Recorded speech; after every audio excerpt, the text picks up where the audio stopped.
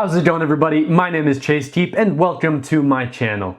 Today's video is going to be about my experience living in a co-living apartment in Los Angeles for 9 months. I'm going to go over the basics first. What is a co-living apartment? What was my apartment like that I enjoyed a little bit before getting into the pros and the cons of living in a co-living apartment. And then I'm going to end the video off with just my advice to you. Was my time in this co-living apartment worth it? Did I think it was worth it to save some money here instead of living elsewhere and possibly getting my own apartment? So that's exactly what I'm going to be going over in today's video. I hope you guys are as excited as I am. And with that, let's just get right into this video starting right now.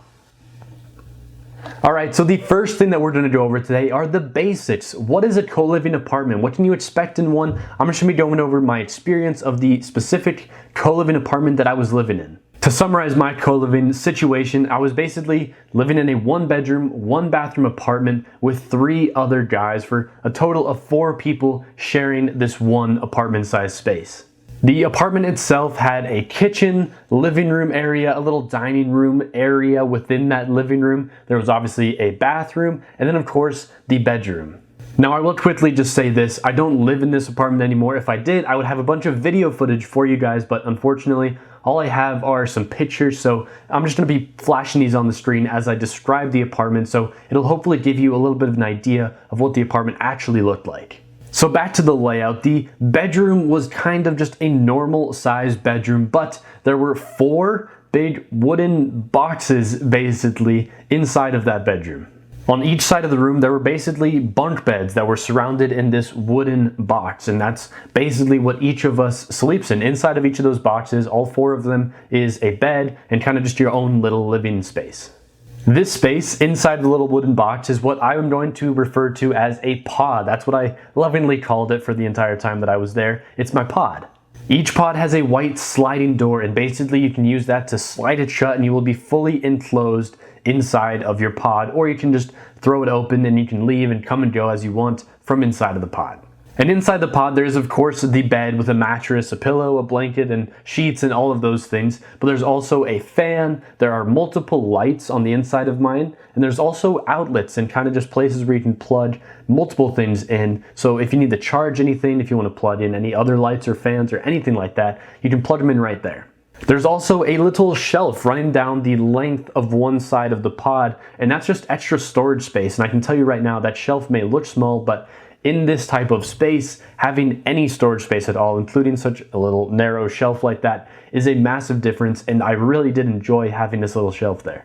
Back outside the pod, we did have our own closets, but these closets are basically just cubbies, and I know I have some pictures up on the screen, but what I can tell you is that for reference, those closets are basically like this wide. They're really not that wide at all. They honestly are like lockers that you would have in high school or something like that, just a lot deeper. So there's your summary of the rooms themselves. I hope that gives you guys a somewhat good description of the rooms. You can kind of know what's in them, but this is also built into a co-living complex, and it's an entire apartment building, so there are multiple of these rooms across every floor. And I will say that I was actually in one of the smallest rooms of the entire building. There were other rooms that were actually 2-bedroom, 2-bath, and they had 10 people living in them. There were also rooms with 1 bedroom, 1 bath, but with 6 people living in them. So that kind of gives you an idea of just how many roommates you might have living in a co-living apartment like this.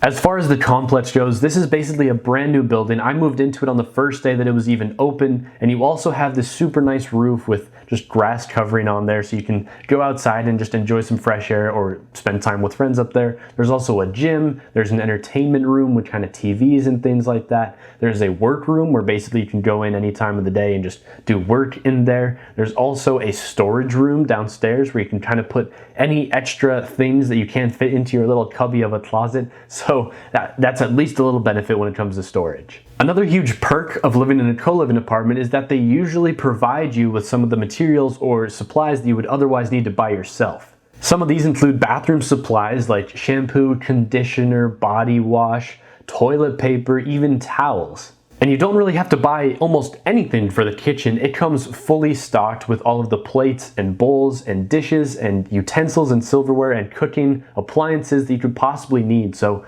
that really provides you with a lot of value in the long run because you don't have to buy almost any kitchenware, and really they keep replenishing a bunch of the kitchen and bathroom supplies that normally you would have to go out and buy a couple times a month or a few times a year. Every single room in the apartment complex that I was living in actually had its own washer dryer as well, and they usually offered cleaning service multiple times a week where they would come in, clean the entire room for you. And you can get all of that for $750 a month. That was the cost of rent while I was living there, and basically that covers everything that I just described. And remember, this is in Culver City, a pretty nice part of Los Angeles, one of the nicer neighborhoods in LA. So that just about covers everything that I can possibly think of to tell you guys about my apartment and about this co-living experience. And with that, I'm going to get into the pros and cons. But if you do have some questions, and I'm sure there are things that I left unanswered, just comment those questions down below. I promise I will respond to as many questions as I possibly can. So definitely leave any questions just down below. But with that, let's jump into the pros and cons. Starting off with the pros, the first thing I want to talk about is that the pods themselves, obviously that's the calling point of any co-living apartment, but I just absolutely loved the pods themselves. So I'm just going to list that as a pro. The pods themselves were just awesome. I know it's crazy to say when you're basically living inside of a wooden box, but I genuinely enjoyed these pods. They're just so cool and modern. You basically have your own little private space within this room. You can really go in there, close that door, and it's almost soundproof once you've got that door slid all the way shut. You can do whatever you want in that room. I honestly felt like I had everything that I could possibly need or want inside of that pod. You have the outlets for plugging in whatever you may need to plug in: computers, phones, tablets, chargers, everything that you could possibly want. And then of course you have lights where you can turn them on for reading or whatever you're trying to do inside of there. You can turn them off for, of course, sleeping. And then there's a fan to kind of keep you cool. And honestly, with all those things included inside the pod already, I just felt like I was pretty much covered. There was almost nothing that I felt like I needed to bring into the pod. It was kind of that well set up, and I just genuinely enjoyed the pods so freaking much. And moving on to the next pro, it's going to be location. Again, I was in a super nice part of Culver City, Los Angeles, and this is obviously something that is quite subjective, but I will say this: most co-living apartments that you find, especially in big cities like LA or New York or just other cities and other places, you'll find that they're normally in really good locations. They're close to a lot of really fun things to do. They're close to really important places where you might be working or just spending a lot of time. So location is generally a positive thing with these co-living apartments, and for me it was absolutely the same thing. I found one where I was within walking distance from where I worked. I was in walking distance from multiple grocery stores and other places to buy things. I was within basically walking distance from the beach. It was about an hour and 15-minute walk, but for me that's walking distance. For someone without a car and without a bike, that was totally walking distance. And it was just really in a centralized part of Los Angeles where I could catch an Uber and go wherever else I possibly wanted to in the city. It was super simple, and for that, location is absolutely going to be one of the pros. The next pro is that these co-living apartments are usually in brand new buildings. That's the same thing here. I moved into the building on its first day of opening, and it was literally a brand new building. Parts of it were still under construction when I was moving in. Almost all of these co-living spaces are brand new. They kind of have to be built from scratch. And what that means is that you'll normally move into a brand new building as well. And what that entails is basically new appliances, new bathrooms, and just kind of sleek and modern living spaces. Another pro for my living space was definitely the amenities. It was so nice having this super nice roof up above, and then also a gym, and all of the other things that really came in with the building made it that much better. Having outdoor spaces, having workspaces, having workout spaces, those are just really positive things that I would absolutely want to have moving forward in any apartment complex. But here they were just that much better because obviously you're sharing your own room with 3 other people. So it's nice to be able to have other places to go in the apartment. So I would absolutely say that that was a massive, massive pro. Another one of these amenities was actually just a shared workspace where you could work side by side with other people that lived in the building. Maybe not your roommates, but just other people that lived in the building. And that brings me to the next pro, which is going to be the collaboration or just social aspect of living in a co-living apartment. When you live in a co-living apartment, you get to meet so many people from very different backgrounds with very different jobs and dreams. And honestly, you get to work alongside those people and learn about those people and become friends with those people. And that's just something that is really cool that normal apartments can't realistically offer.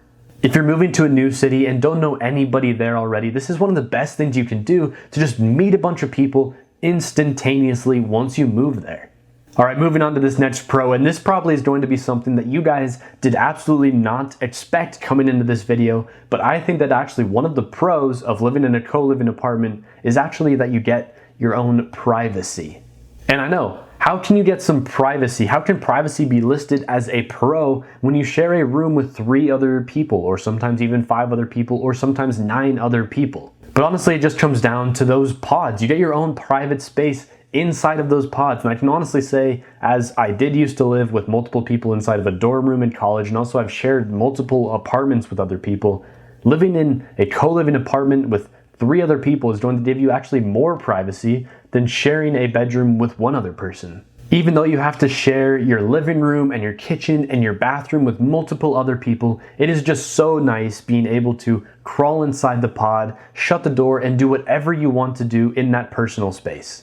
Being inside the pods is the perfect environment for watching movies, watching TV shows, and especially above all else, turning the like button blue on your favorite YouTube videos, hopefully including this one. If you guys are enjoying this video, there's almost nothing better you can do for my channel than turn that like button blue before you go. It just helps push this video to more and more people and just helps my channel so much. And it would mean a lot to me if before you guys left, just turn that like button blue. But with that, let's jump back into the normal video. So after the surprise of seeing privacy listed as a pro in a co-living apartment pro-con list, I'm going to move on to one that's very straightforward and simple. The final pro that I've got for you guys today is the price. So again, the price of these apartments for me was $750 per month. And I know for some people that number may sound really, really high, especially when you're sharing a room with multiple other people. But what I can say is that in this part of Los Angeles, in a nice city like LA or New York or anything like that, where the price of rent is extremely high,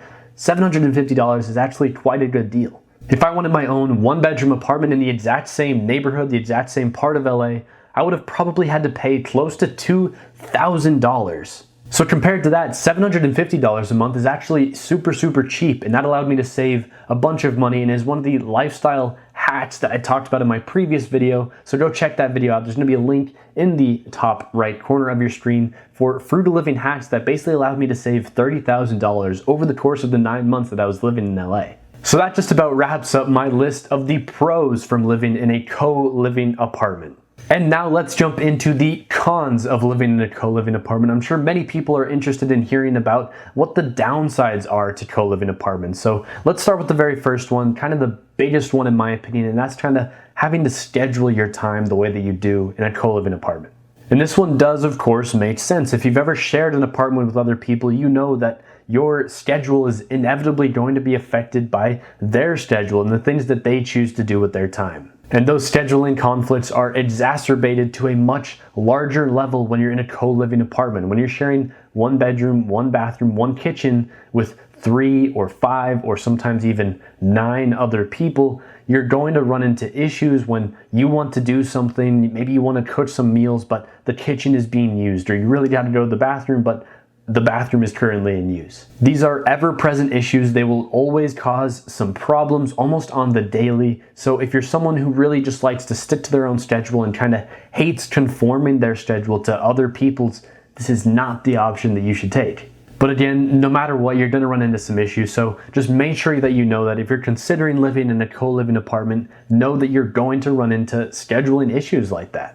And the next con is kind of a fairly obvious one. I'm sure most people kind of expected this one coming into the video, but honestly, it is a little rough when it comes to storage space. And I said it before, I had plenty of space inside of the pod for kind of everything that I need, and I felt as though I had a decent amount of space for my clothes inside of that little cubby of a closet. It really wasn't much of an issue, but realistically, if you have anything more than that, you're gonna struggle finding space for it. And for that reason, I would say that storage space was definitely a little bit of an issue, and that was also something that led to issues in the kitchen. In co-living apartments, kitchen space can be something that's just really hard to come by. Remember, you're sharing a single refrigerator with many other people, sometimes 3 or even 9 other people. So it's really hard to find places to keep your food.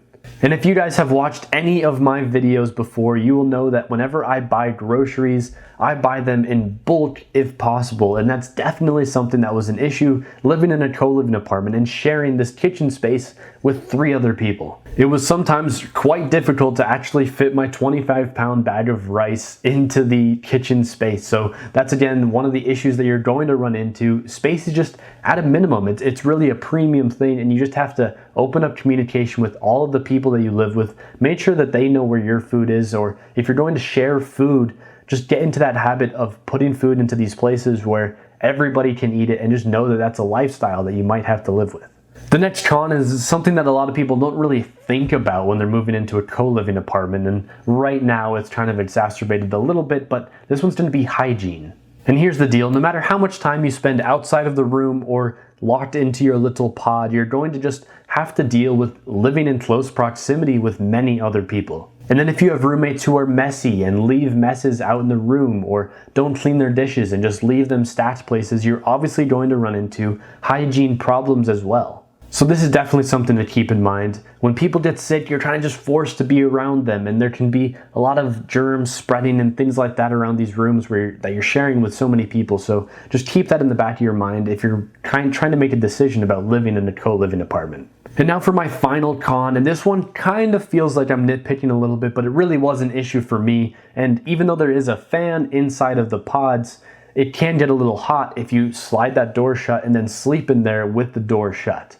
You're obviously locked into this wooden box, so if you sleep with the door closed, the airflow isn't very great, and it does start to get pretty hot inside of those boxes. And this is again something that you will not ever think about until you actually move into the co-living apartment. So I just wanted to put it out there. If you guys are again making this decision, please keep this one in mind. If you're someone who cannot sleep without the fan going and without constant airflow, cold airflow, you're gonna have issues. And that just about wraps up my pro and con list. I hope you guys were able to learn a little something from there, but now we're going to answer the bigger question that I posed at the beginning of the video. Is it worth it? Do I think that I would advise other people to live in a co-living experience the same way that I did? And my answer to that question is, drum roll please, yes.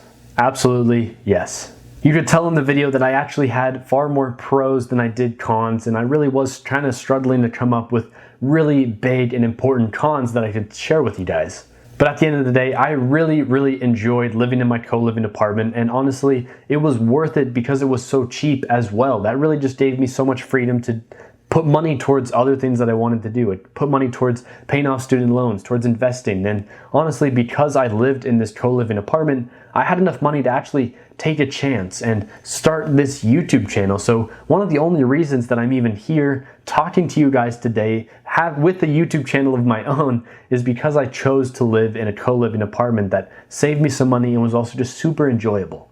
And yes, of course, there were times where I just wished that I had my own apartment to come home to. It was honestly something that really did get kind of strong at times, but overall, it was a really good experience. And if you're someone who is young or just in a place where you're trying to start saving some money for some type of financial goal, and this is an option for you, I would absolutely tell you to take a chance and try it out. But that just about wraps up this video today. That is my experience living in a co-living apartment for 9 months in Los Angeles. Again, like I said at the beginning of the video, if there are any questions that you guys want answers to, drop them down below. I promise I will respond to everybody's questions on this video.